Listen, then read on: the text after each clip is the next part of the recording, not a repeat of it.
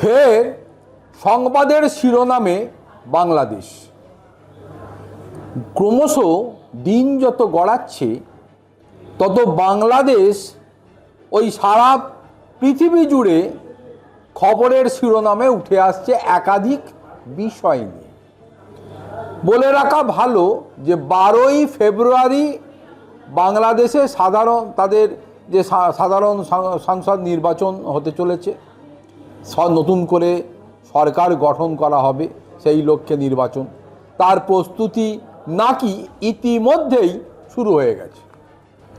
কিন্তু এই সরকার যদিও গঠন হয়, কিভাবে যে সরকারটা চলবে তার কোনো সুনির্দিষ্ট চিন্তাভাবনার কথা কোথা থেকে পাওয়া যাচ্ছে না।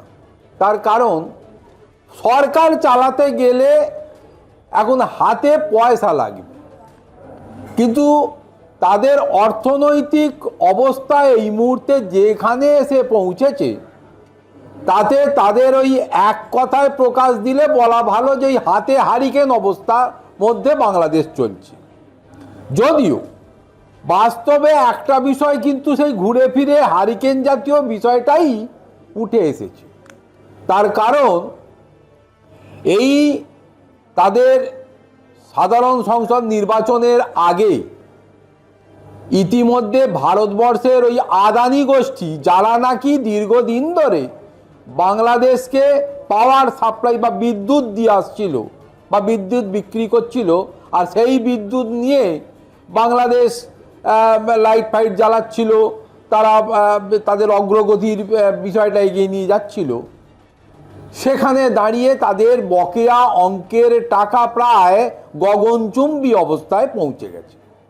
আর ঠিক সেইখানে দাঁড়িয়ে আদানি গোষ্ঠী বা পক্ষ থেকে একটি চিঠি দেওয়া হয়েছে বাংলাদেশ পাওয়ার ডেভেলপমেন্ট বোর্ড বা পিডিবিকে, এবং বকেয়া অর্থ পরিশোধের দাবি জানিয়ে পিডিবিকে চিঠি পাঠিয়েছে আদানি গ্রুপ। পাশাপাশি সতর্ক করে দেওয়া হয়েছে নির্ধারিত অর্থ নির্দিষ্ট সময়ে না মেটানো হলে বিদ্যুৎ সরবরাহ ব্যাহত হতে পারে, অর্থাৎ ওই মেন সুইচটা কেটে দেওয়া হতে পারে।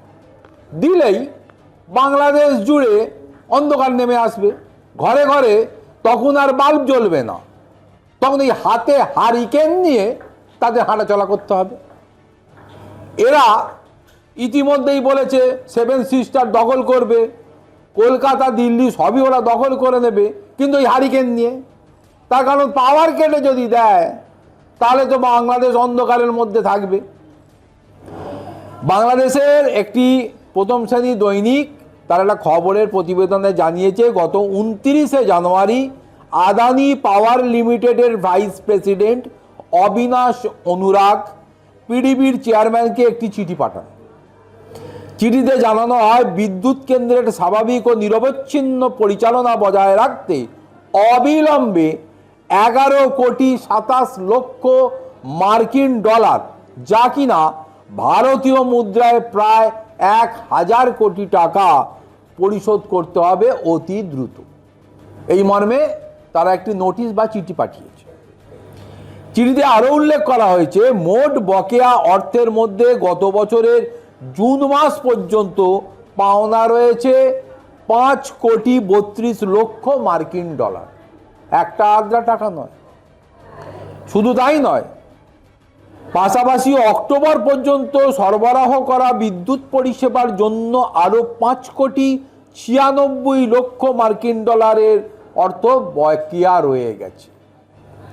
একাধিকবার এই অর্থ পরিশোধের অনুরোধ জানানো হলেও বাংলাদেশ বিদ্যুৎ উন্নয়ন বোর্ড বা বাংলাদেশ সরকার এ ব্যাপারে এখনো পর্যন্ত ন্যূনতম উদ্যোগ গ্রহণ করেনি, এবং কবে যে টাকাটা মেটাবে তারও কোনো সদুত্তর এখনো দেয়নি।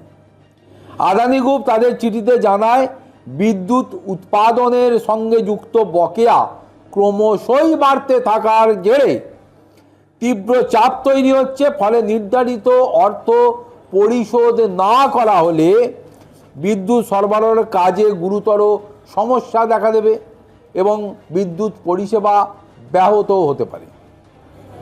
গত বছর একইভাবে বকেয়া অর্থ পরিশোধের দাবিতে বাংলাদেশ সরকারকে চিঠি পাঠিয়েছিল আদানি গোষ্ঠী। তখন পিডিবিকে 10 নভেম্বরের মধ্যে অর্থ মেটানোর সময়সীমা বেঁধে দেওয়া হয়েছিল, কিন্তু তারপরেও 11ই নভেম্বর থেকে বিদ্যুৎ সরবরাহ বন্ধ করে দেওয়ার কথা বলা হওয়ার পর নভেম্বর মাসে বাংলাদেশ সরকার আদানিকে 10 কোটি মার্কিন ডলার পরিশোধ করে। তাই চাপে পড়ে বাপ বলার মতো আর কি। তবে ডিসেম্বর থেকেই ফের বকেয়া আবার বাড়তে শুরু করেছে, ফলে আবার সেই গগনচুম্বী বকেয়ার বা বহর জমতে শুরু করেছে।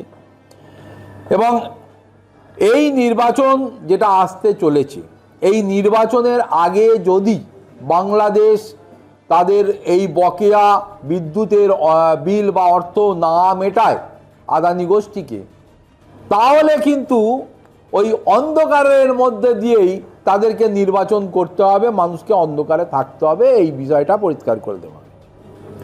আসলে ছুঁচো যদি বাঘ হয়, যে অবস্থা হয়, বাংলাদেশের এখন সেই অবস্থাই চলছে। ন্যূনতম বিদ্যুতের যে বকেয়া টাকা, সেইটা তারা মেটাতে পারে না, তারা দখল করবে কলকাতা, তারা দখল করবে দিল্লি, এমনকি 7 সিস্টার সেটাও দখল করবে। আরে বাবা, ওই দখল টকল না করে নিজেদের অর্থনীতির গ্রোথ যদি কিভাবে বাড়ে এই সব বিষয়গুলো নিয়ে ভাবনা চিন্তা করে, আর ওই ভারতবর্ষের সঙ্গে যুদ্ধ করবে বলে পাকিস্তান আর চীনের কাছ থেকে ওই অস্ত্রশস্ত্র দাম দিয়ে না কিনে দেশের মানুষের খাদ্যের ব্যবহারটা করতে পারে, তাহলে দেশের মানুষগুলো বেঁচে যায়। কিন্তু কোনোটাই করবে না, তার কারণ তাদের সঙ্গে তাদের বড় দাদা এসে দাঁড়িয়েছে তো পাশে, পাকিস্তান।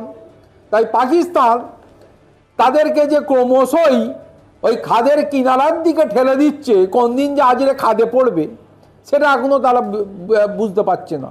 ফলে একটা বিষয় পরিষ্কার, 12ই ফেব্রুয়ারি দেশে সাধারণ নির্বাচনের আগে বকেয়া বিদ্যুৎ বিল যদি না এই আদানি গোষ্ঠীকে বাংলাদেশ সরকার মেটায়, তাহলে অন্ধকারে ওই হ্যারিকেন নিয়েই তাদেরকে ভোট দিতে যেতে হবে, এটা যেন মনে রাখে বাংলাদেশ।